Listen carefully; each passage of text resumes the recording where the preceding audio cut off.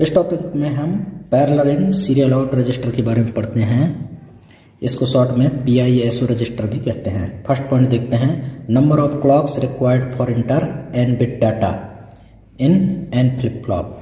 अगर कोई register n flip flop से मिलकर बना होता है, उस रजिस्टर में पैरेलल n बिट डाटा को इंटर करने के लिए एक क्लॉक पल्स की ज़रूरत पड़ती है। सेकेंड पॉइंट देखते हैं, number of clocks required for output n bit data in n flip flop.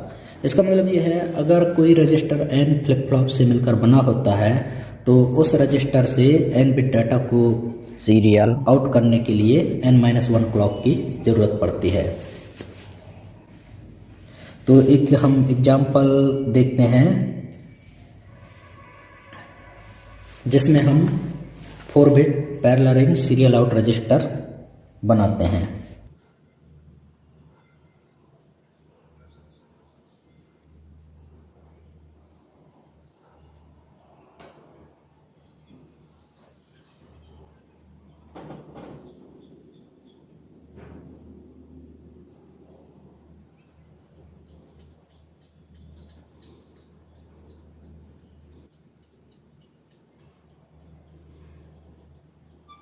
चारों फ्लिप फ्लॉप हम positive edge trigger D flip flop लेते हैं।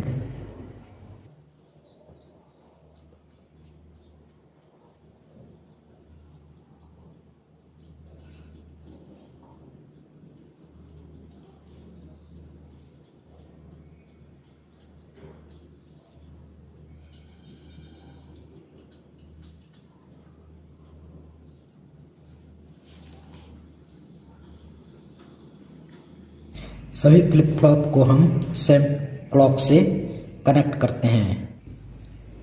इसका मतलब ये है कि एक पर्टिकुलर क्लॉक पल्स में सभी फ्लिप फ्लॉप के आउटपुट चेंज होंगे।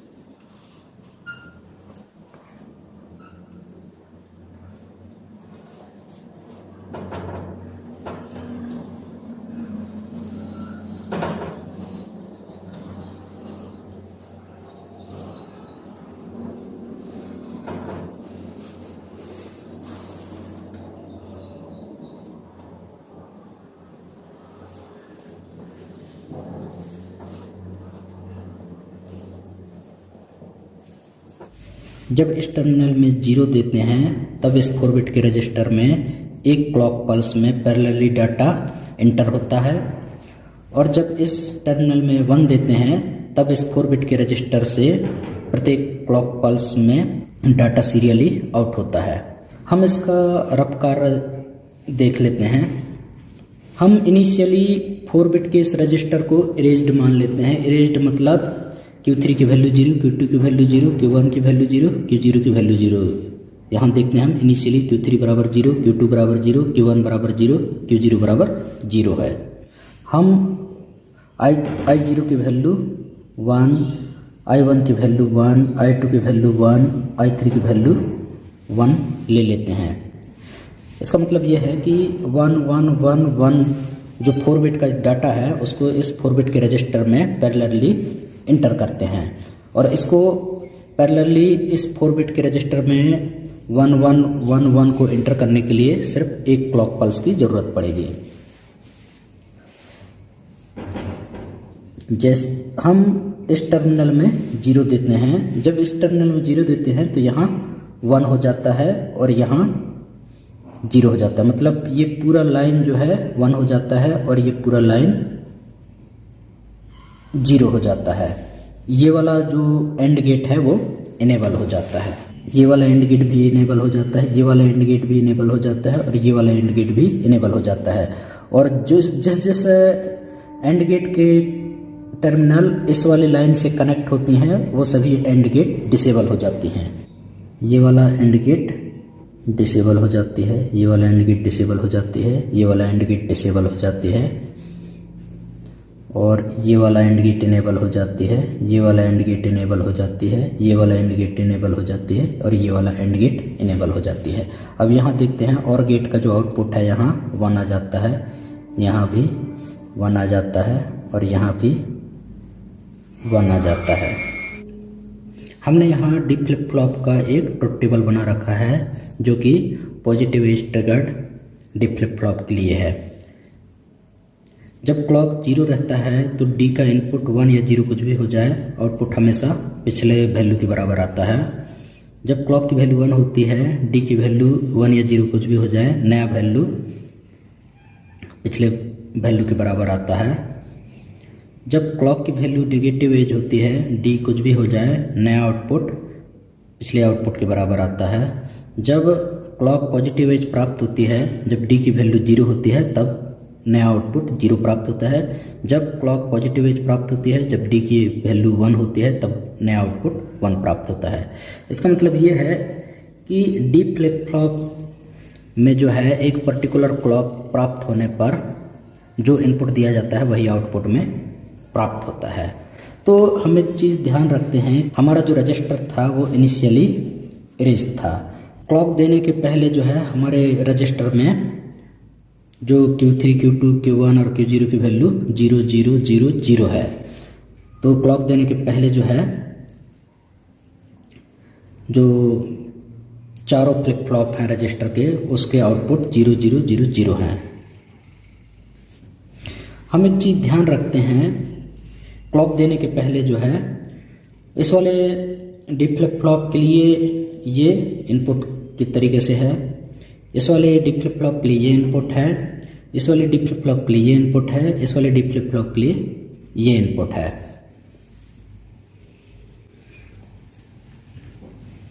और जब पहला पॉजिटिव एज क्लॉक प्राप्त होता है तो ये वाला 1 यहाँ आ जाता है,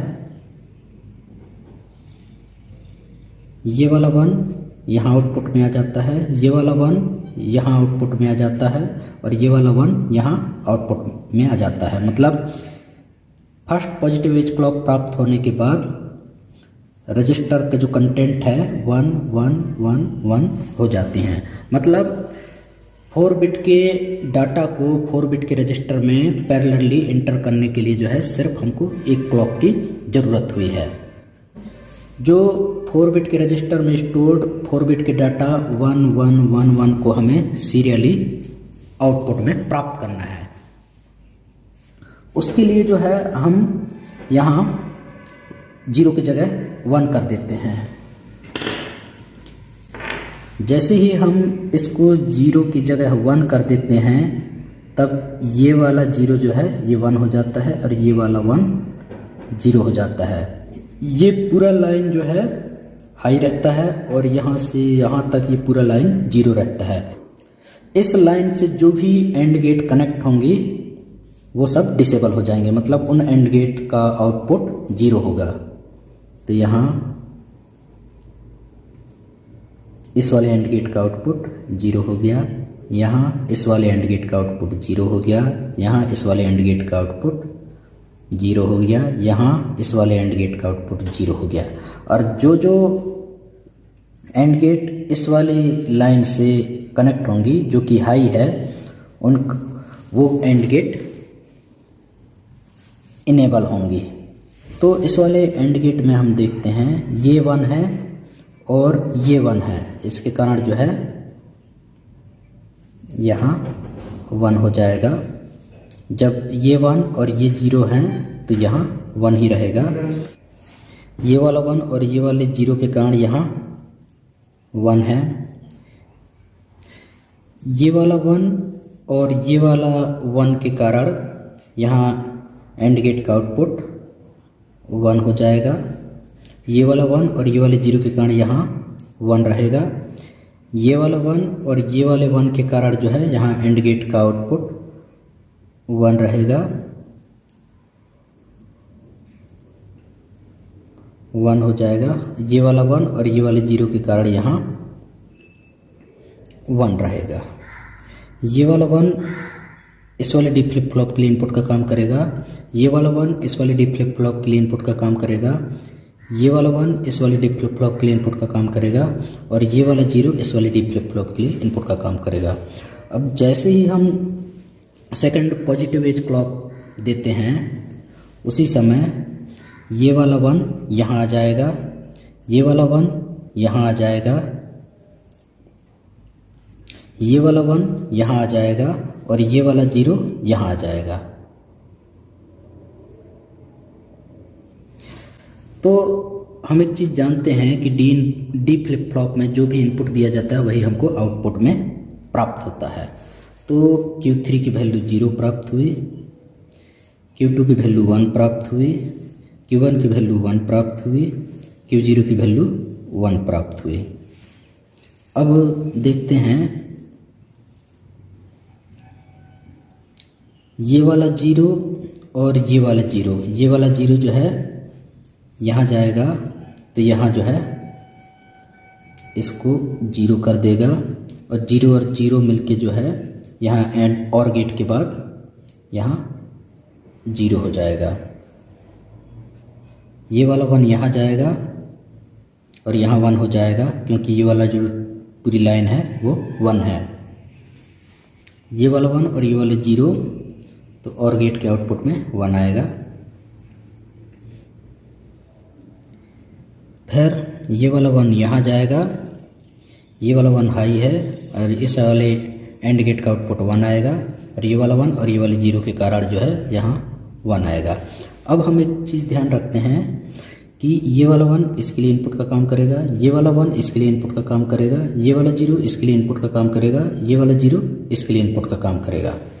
जब तीसरा क्लॉक पल्स दिया जाता है तब ये वाला 1 यहाँ आ जाएगा, ये वाला 1 यहाँ आ जाएगा, ये वाला 0 यहाँ आ जाएगा और ये वाला 0 यहाँ आ जाएगा। तो तीसरे क्लॉक पल्स, तीसरे पॉजिटिव एज क्लॉक के बाद जो है Q3 की वैल्यू 0 रहेगा, Q2 की वैल्यू 0 रहेगा, Q1 की वैल्यू 1 रहेगा, Q0 की वैल्यू 1 रहेगा। ये वाला 1 यहाँ जाएगा और ये वाला 1 यहाँ आएगा तो एंड गेट का आउटपुट 1 रहेगा। ये वाला 1 और ये वाला 0 जब और गेट में इनपुट का काम करेगा तब और गेट का आउटपुट 1 आएगा। यहाँ देखते हैं ये वाला 0 जब यहाँ जाएगा, यहाँ से ये 1 आएगा तो एंड गेट का आउटपुट 0 हो जाएगा। ये वाला 0 और ये वाला 0 और गेट में जब जाएगा तो यहाँ और गेट का आउटपुट 0 हो जाएगा। अब ये वाला 0 यहाँ आएगा तो एंड गेट का आउटपुट 0 हो जाएगा। ये वाला 0 और ये वाला 0 और गेट के आउटपुट में 0 आएगा। अब हम देखते हैं कि इस वाले डी फ्लिप फ्लॉप के लिए 1 इनपुट का काम करेगी, इस वाले डी फ्लिप फ्लॉप के लिए 0 इनपुट का काम करेगी, इस वाले डी फ्लिप फ्लॉप के लिए ये 0 इनपुट का काम करेगी, इस वाले डी फ्लिप फ्लॉप के लिए ये 0 इनपुट का काम करेगी। जब चौथा पॉजिटिव एज क्लॉक प्राप्त होता है तब ये वाला 1 यहाँ आ जाएगा, ये वाली 0 यहाँ आ जाएगी, ये वाली 0 यहाँ आ जाएगी और ये वाली 0 यहाँ आ जाएगी। तब हमको जो है Q3 की वैल्यू 0, Q2 की वैल्यू 0, Q1 की वैल्यू 0 और Q0 की वैल्यू 1 प्राप्त होती है। 1 यहाँ आउटपुट टर्मिनल में है, मतलब 1 बाहर निकल चुका है। 1 1 1 1 इसको 4 बिट के रजिस्टर में पैरेलली इंटर करने के लिए सिर्फ 1 क्लॉक की ज़रूरत पड़ी। जब 1 1 1 1 इस 4 बिट के रजिस्टर में लोड हो गया तो उस 4 बिट के डाटा को सीरियली आउटपुट में प्राप्त करने के लिए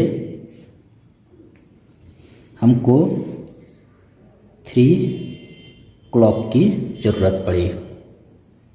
तो इससे एक चीज़ समझ में आ गया कि n बिट के रजिस्टर में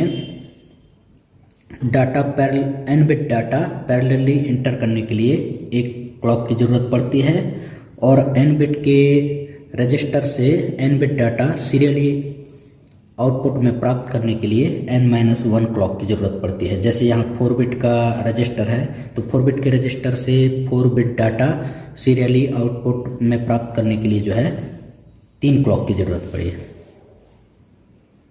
थैंक यू।